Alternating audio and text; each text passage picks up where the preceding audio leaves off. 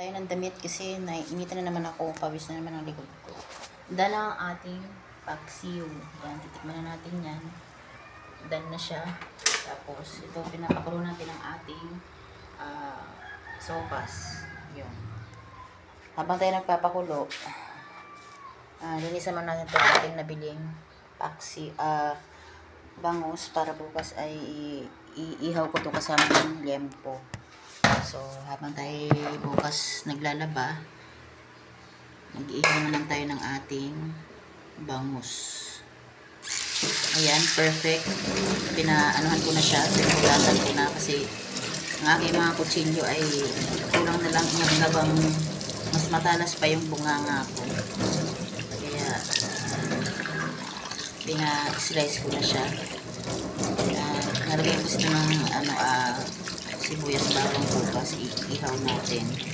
Tapos kasama ng liempo naman sa kanila. Nahalata yung mga kapipila. Pag ako nag-iihaw, lagi nakahiwalay ang ulam ko at ulam nila. Nahalata ninyo.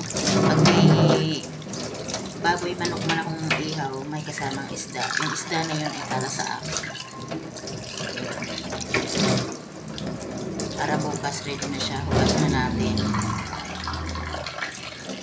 Linggo. Pag linggo talaga nag-iihaw ako kasi may pagkakataon tayo ay nasa taas kaya may oras tayong mag-ihaw-ihaw doon. Lagyan natin ng asin.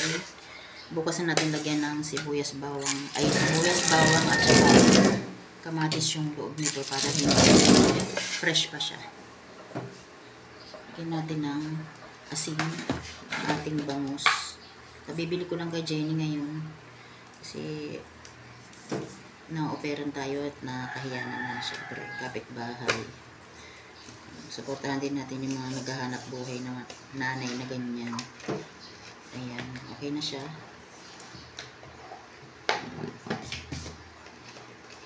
Ayan, lagyan natin sa ref para bukas ay ready na.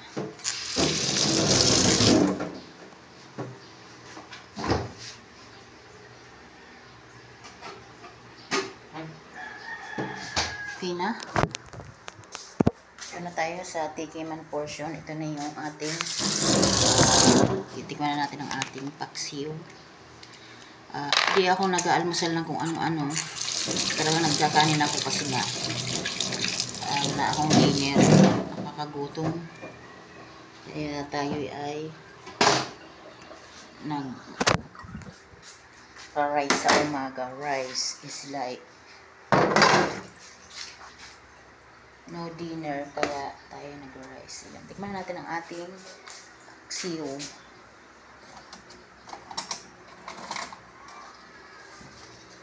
Ilalagyan na natin sa ating lalagyan yung ating paksiw para ready na siya.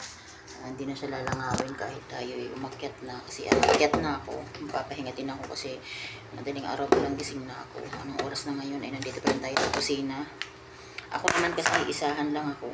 Pag ako galing palengke, nakahatid kay Alex, diretso na akong nagluluto. Kasi ayoko na, tatama rin ako. Pag ako nakatulog, tatama rin ako bumaba. Kaya, kailangan, dire-diretsoy natin ang ating trabaho para hindi tayo tama rin. Tamad kasi ako minsan eh. Ginagawa ko hanggat maaari, gagawin ko na ngayon. Kasi pag tayo nagpamaya-maya ka, ayun. Lahat naman ng tao ay may nararamdaman katamaran minsan, kaya oops.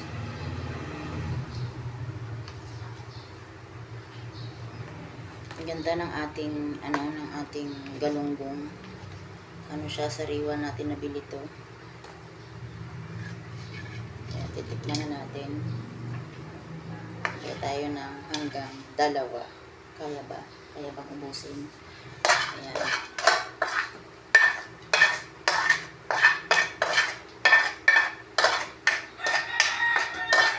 Medyo pinatuyo ko siya kasi para masarap. Tuyo siya na.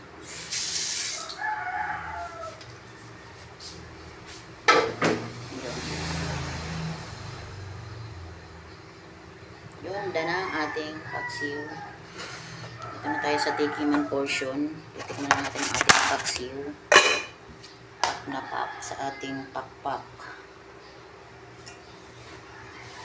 Pasensya na, ang ating suot ay pambansang panggahasa na naman, charis. Hindi, pambansang sando kasi mainit talaga ngayon, kaya iyaan nyo na, likod lang naman ang revealing dyan. Huwag namang harap ay hindi masyado, kaya nang masyadong sensitive sa inyong mga nakikita. At ang init-init talaga ngayong araw na to sa sa summertime.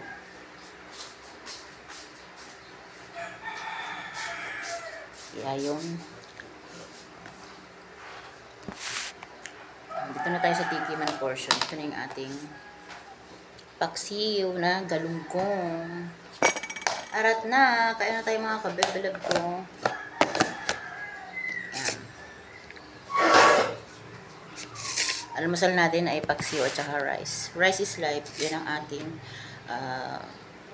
buhay. Ito nga pala, yung ito rin ang vlog ng mami ni Miguel Tan Felix, yung artista na bata pa. Luto niya, kain niya. So, ako naman, original din. Ito rin ang aking vlog. Luto ko, kain ko. Kain tayo mga ka-baby love ko. Yun, sarap. Buti naalala ko yung asin kasi minsan natatawa ko sa sarili ko na kalimutan ko. Kumakain na ako, wala pa palang asin. Tinitikman ko naman dati yung sinigang ko, walang sinigang mix.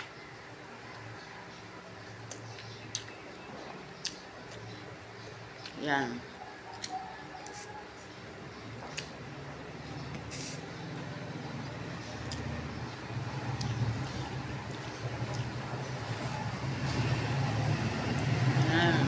Shoutout sa iyo, Ma'am Grace. Lagi ko po kayong pinapanood.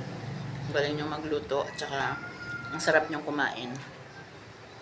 Wala kayong karte-arte sa katawan. Pag kayo kumain talagang yum. Kaya parang magugutom ka sa pagkain niya eh. Mahilig din siya kumain sa labas. May pinopromote din siya mga restaurant na natitikman niya. Siyempre, mayaman siya.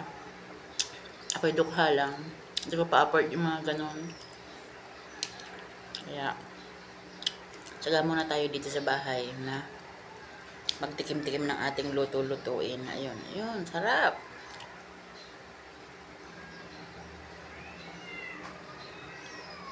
Kain po tayo mga ka-baby love ko. Tikman natin ang ating pack na paksiw.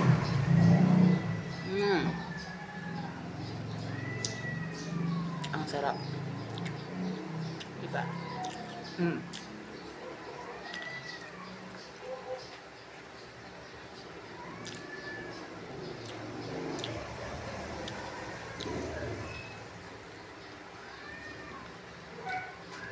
Ayan, kain na kayo mga kabebilab ko, sabay na tayo. Kain na kayo dyan mga kamami. Alam kong kayo napapagod. Walang katapusang trabaho ng nanay ito. Lutuhatin, sundo, palengke, marami pang iba. Diba? Kasunod ako sa mga kamami ko dyan eh. Alam ko po yung pagod natin, yung pagod ninyo, kaya wala talagang kapantayang pagiging nanay. Napakakapagod, kaya walang sweldo, pero saludo ako sa inyo kasi alam ko yung pagod. Araw-araw ganito trabaho natin, kaya yun, sa boss ko, boss, baka naman itong May, yun na yung aking day off. Uwi ako sa amin, sa nanay ko, bigyan mo naman ako ng budget kasi rest day ko naman yun. Bacon naman. Hindi naman yung lagi-lagi. Minsan lang naman yun. Kaya sana bigyan mo ako ng budget pang uwi. Kasi gusto ko talaga umuwi. Piyesa sa amin. Kaya ayun, gusto ko umuwi. Happy piyesa sa amin, sa hometown namin. May 15, 16. Kasama ko uli ang aking mga kapatid. Abangan nyo yung mga kabibilab. Mag-vlog-vlog tayo doon kasi matagal tayo makauwi doon. Kaya lulubasin na natin ang ating bakasyon. Magbablog-vlog tayo doon. Kaya abangan nyo yon. Kasama ko mga kapatid ko. Highlight na natin, i-vlog din natin yung paggawa ng kapatid ko doon na bakod pa ikot doon sa aming bahay.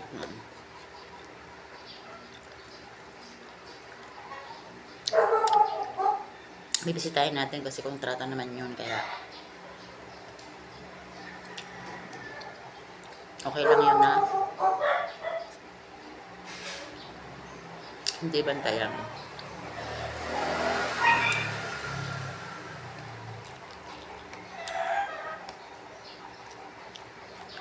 Tapos na ako, konti lang ako pag kumain. Hindi naman ako ganun kadami.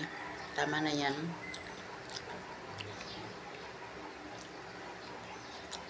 Okay na. Kunting rice lang naman ako. Tama na sa akin yun kasi high blood tayo.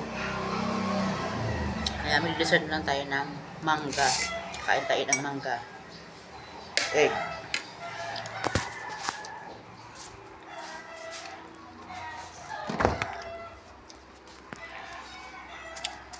Wala pa akong nahugasan, kaya huhugas tayo ng isa. Diba? Yung simpleng buhay ng nanay. Kain-kain luto, ibalag. Hindi naman talaga ako magbablog, kaso lang may nag-encourage na din sa akin yung dati kong Bisorma. I-vlog ko na daw yung aking mga niluluto kasi lagi na nakikita sa FB. I-vlog ko na daw, diretsuhin ko na daw kasi ganun din naman daw. Araw-araw ako nagluluto kaya i-vlog ko na daw. Diba? Not bad, at least na-encourage tayo sa magandang ayan na ating mangga. Tikman natin. Konting rice lang naman kasi ako. Ayun. Ay tayo mga kapibilab ko, mag-serve tayo ng mangga. Luto ko, kain ko. Ito yung aking vlog araw-araw. Kaya abangan ninyo. Yan. Harap. Medyo green-green pa siya. Ayan. Pero ito gusto ko, yung parang nag-aagaw yung tamis sa asim. Kaya ayoko na masyadong ating palang sopas. Kasi yung masyadong matamis. Yun lang mga kabibilab ko. Hahaluin ko na yung aking sopas. Hindi ko pa lalagyan ng gatas. Hindi ko pa nakahalo. Kamustahin natin at baka overcook na to. Pangit naman ang pasta na sobrang overcook. Ayan. Ayan. Overcook na nga siya. Kaya lagyan na natin ng gatas. Butasin na natin.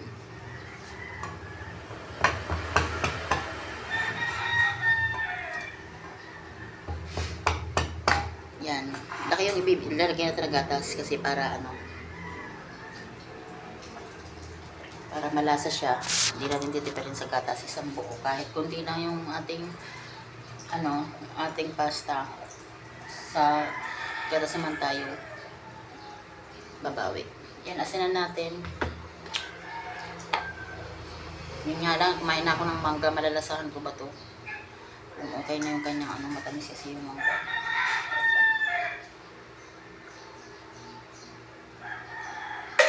Lagyan natin ng asin.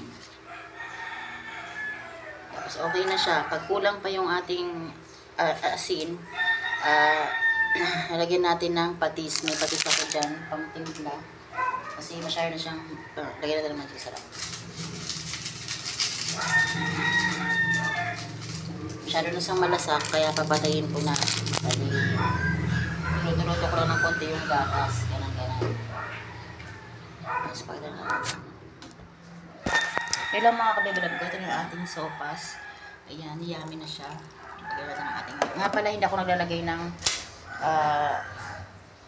cabbage, yung repolyo, kasi madali siyang mapanis. At saka hindi kumakain ng mga anak ko ng ganun, yung mayroong gulay. Kaya yung ating gulay ay yung hindi masyadong kita, carrot lang talaga. Kung may time pa nga ako, dapat dilitan ko pa yung carrot, kasi lang wala na tayo, nagmamadali tayo. Kaya yun, malalaki yung parang pampansit lang ang nilagay ko. Bye-bye, yun lang ang vlog ko.